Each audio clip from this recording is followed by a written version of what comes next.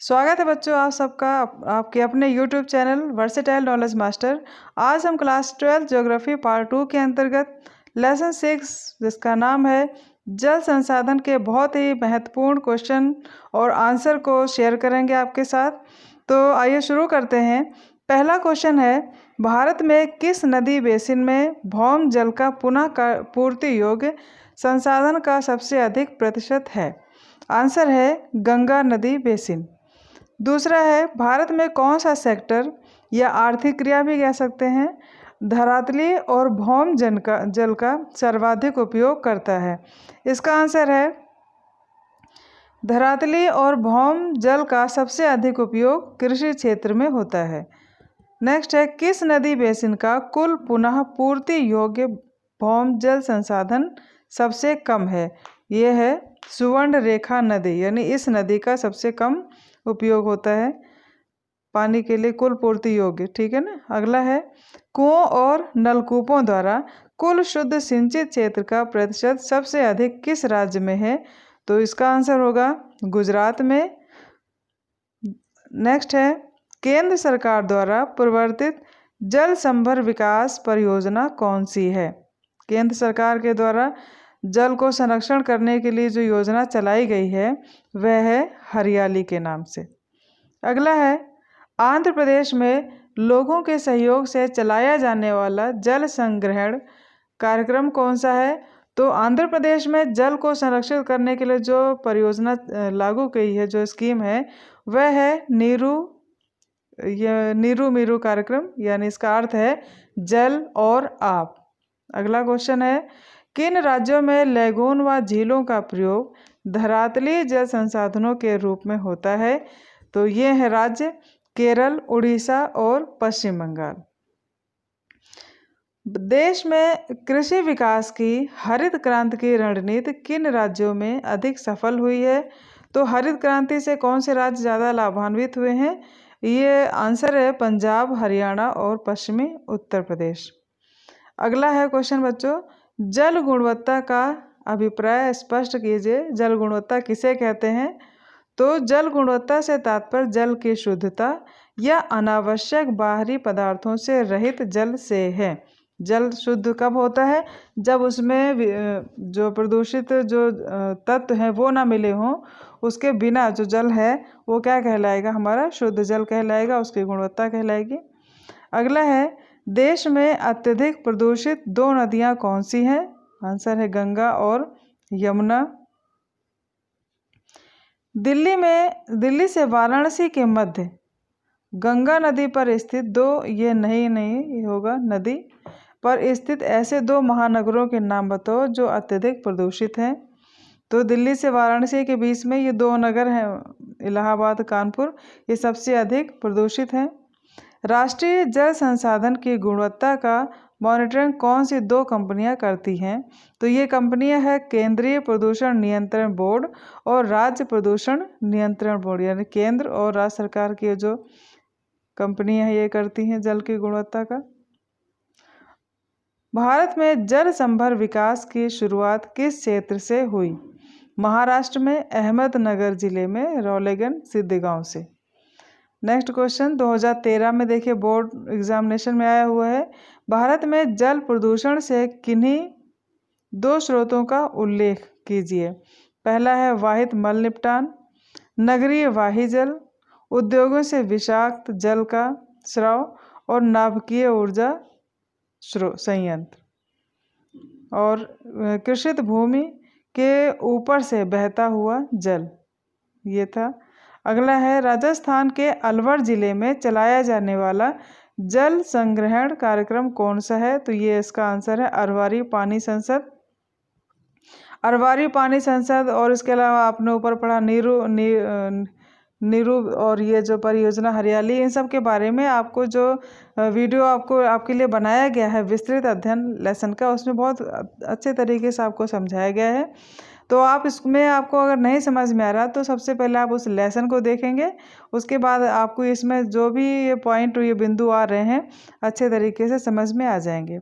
अगला क्वेश्चन है, किस राज्य में घरों में जल संग्रहण संरचना को बनाना आवश्यक कर दिया गया है?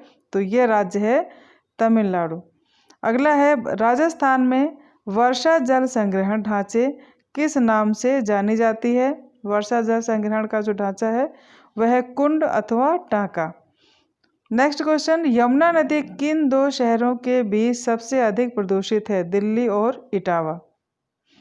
अब अगला जो क्वेश्चन का प्रारूप है शॉर्ट क्वेश्चन है और इसे हम नहीं लेते हैं, जो आपके लिए आवश्यक है उतना ही आपको बताया जाएगा। ये क्वेश्चन इम्पोर्टेंट है।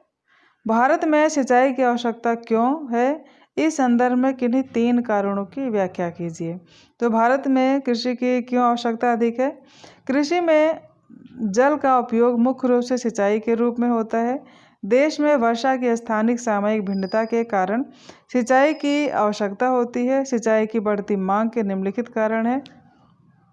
पहला है वर्षा का असमान वितरण, दूसरा मानसून की अनिश्चित प्रकृति और सिंचाई की व्यवस्था द्वारा बहुफसलीकरण संभव। ये तीनों ही कारण के बारे में आपको जो लेसन का विस्तृत अध्ययन कराएगा उसमें बहुत अच्छे तरीके से समझाया गया है।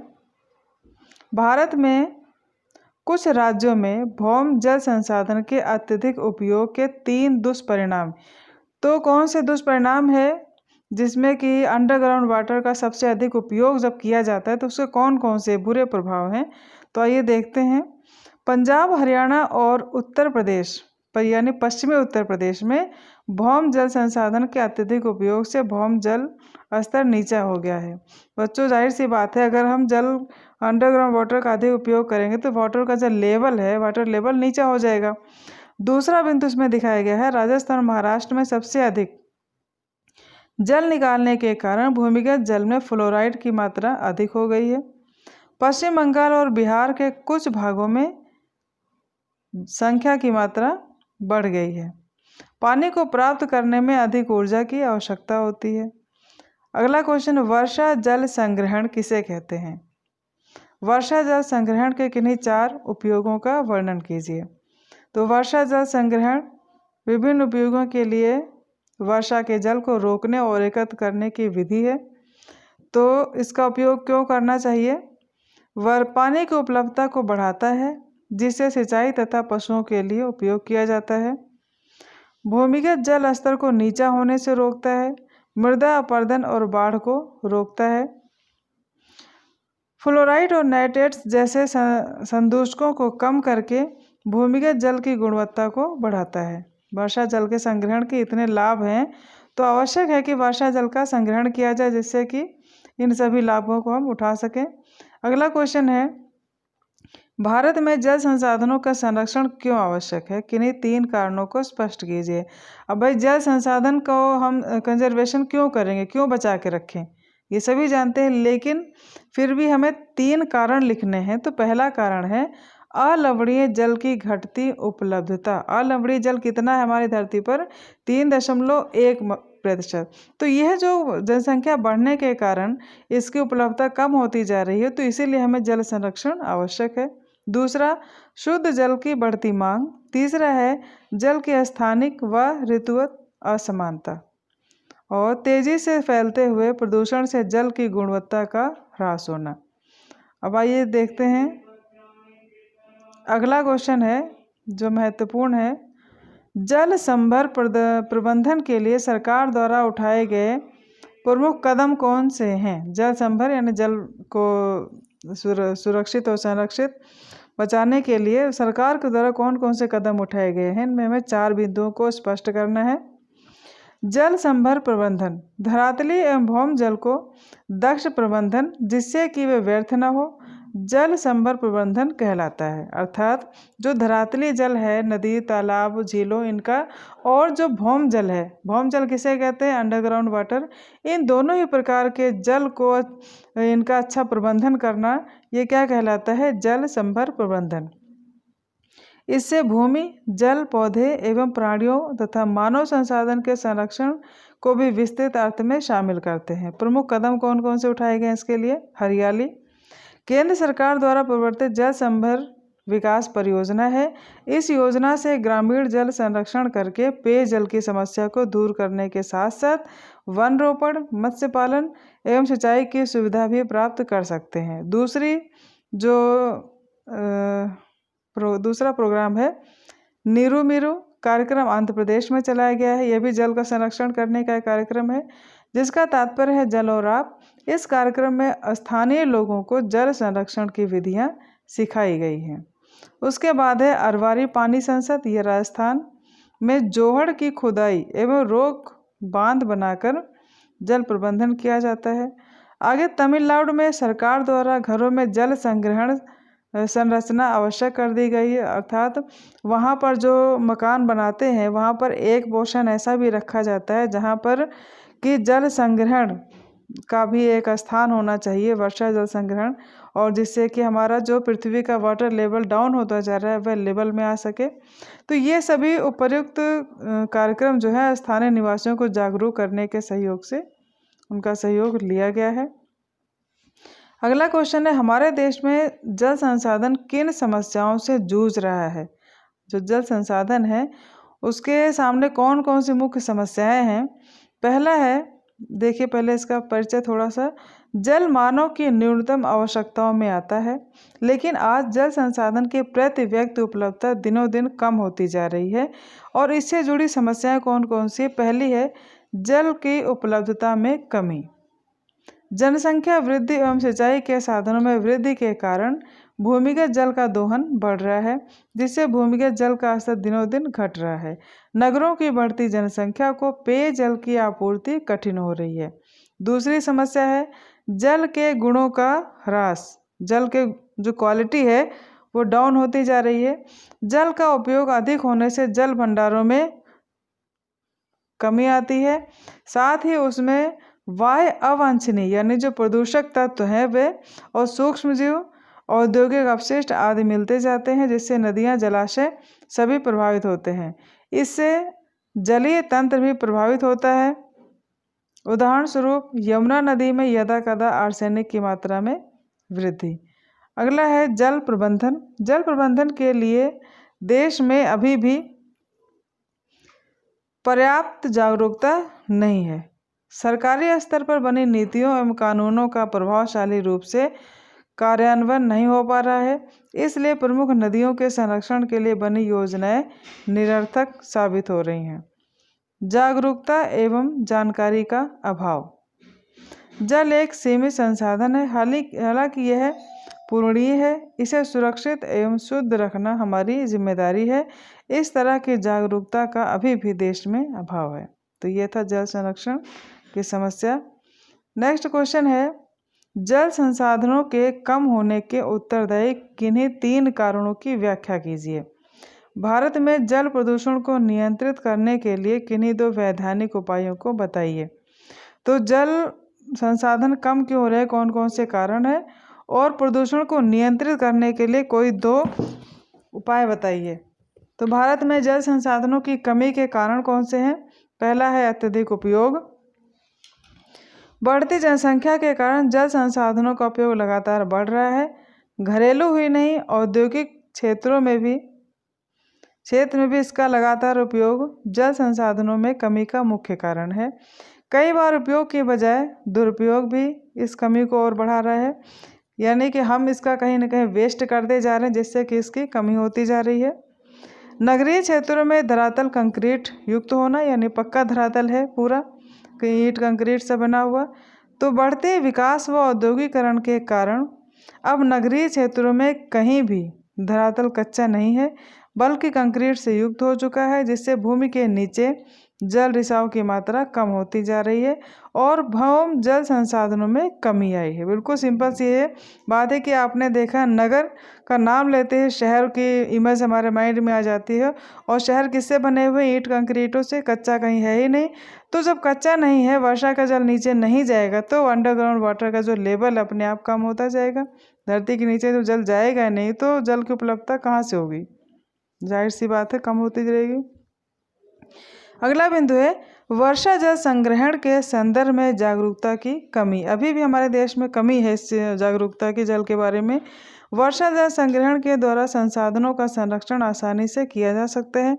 इसके लिए ज़रूरत है लोगों को जागरूक करने की, ताकि वे वर्षा जल के महत्व को समझें और विभिन्न विधियों के द्वारा उसका संग्रहण व संरक्षण कर सकें। वर्षा जल संग्रहण घरेलू उपयोग भूमिगत जल पर निर्भरता को कम करता है। नेक्स्ट बिंदु है इसका जलवायविक दशाओं में परिवर्तन। जलवायु की दशाओं में परिवर्तन के कारण मानसून में भी परिवर्तन आता जा रहा है, जिसके कारण धरातलीय भौम जल संसाधनों में लगातार कमी आ रही है। और अंतिम बिंदु इसका है किसानों द्वारा कृषि कार्यों के लिए जल का अति उपयोग। किसानों द्वारा कृषि कार्यों के लिए अत्यधिक धरातली व भौम जल का उपयोग जल संसाधनों में कमी ला रहा है। बढ़ती जनसंख्या की आवश्यकता की पूर्ति के लिए वर्ष में 3 बार कृषि करने से सिंचाई पर दबाव बढ़ा है। बच्चों, बढ़ती जनसंख्या हमारे देश की सबसे बड़ी समस्या है और हर समस्या को जन्म देने वाली है। जाहिर सी बात है, जनसंख्या बढ़ेगी तो कृषि पर दबाव बढ़ेगा, कृषि पर दबाव बढ़ेगा तो अधिक फसलों को लेने के लिए धरातल के जो हमारे देश की जो भूमि है, मृदा है, इस पर भी बोझ पड़ेगा। तो उस थोड़ी सी जो भूमि बची हुई है कृषि के लिए, उस पर हम क्या करेंगे, अधिक उत्पादन के लिए अधिक सिंचाई, अधिक फसलें और अधिक केमिकल फर्टिलाइज़र का उपयोग करके हम अनचाहा जब उससे उत्पादन लेंगे तो इससे कहीं ना कहीं बुरे रिजल्ट हमें सामने दिखाई देंगे।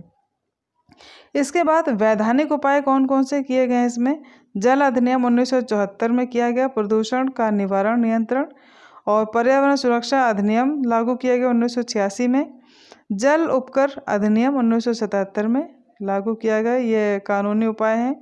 और इसके अलावा अगला क्वेश्चन है भारत में सिंचाई बढ़ती हुई मांग के लिए उत्तरदायी कारकों का वर्णन करें। सिंचाई बढ़ती हुई मांग के लिए उत्तरदायी कारक कौन कौन से हैं? तो भारत एक उष्णकटिबंधीय प्रदेश है।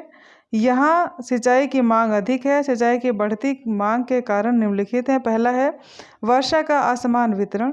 देश में सारे वर्ष वर्षा का अभाव बना रहता है। बच्चों, आपको पता है कि हमारी जो कृषि है मानसून आधारित है, और यह आवश्यक नहीं कि मानसून हर वर्ष अच्छा रहे। कभी अकाल भी, सूखा भी, कभी बाढ़ भी, इस तरह से हमारे जो कृषि है वो मानसून पर डिपेंड है और वर्षा असमान होती रहती है। अगला है वर्षा की अनिश्चितता। केवल वर्षा का असमान ही नहीं बल्कि मात्रा भी अनिश्चित है। इस उतार चढ़ाव की कमी केवल सिंचाई द्वारा ही की जा सकती है। अगला बिंदु है परिवर्तनशीलता। वर्षा की भिन्नता एवं परिवर्तनशीलता अधिक है। किन्हीं क्षेत्रों में वर्षा अधिक है तथा कहीं कम है। कहीं समय से पहले तो कहीं बाद में है। इसलिए सिंचाई के बिना भारतीय कृषि मानसून का जुआ बनकर रह गई है। अगर सिंचाई ना की जाए तो शायद कृषि में फसलों का उत्पादन ना हो, क्योंकि हमारे देश का जो मानसून है वह क्या है, अनिश्चित और अनियमित है, असमान है। नेक्स्ट बिंदु है मानसूनी जलवायु। भारत की जलवायु मानसूनी है, जिसमें केवल 3 से 4 महीने तक ही वर्षा होती है। अधिकतर समय शुष्क ही रहता है, जबकि कृषि पूरे वर्ष होती है। इसलिए सिंचाई पर भारतीय कृषि अधिक निर्भर है। खाद्यान्न व कृषि प्रधान कच्चे माल की बढ़ती मांग। देश की बढ़ती जनसंख्या के कारण खाद्यान्नों व कच्चे माल की मांग में निरंतर वृद्धि हुई है।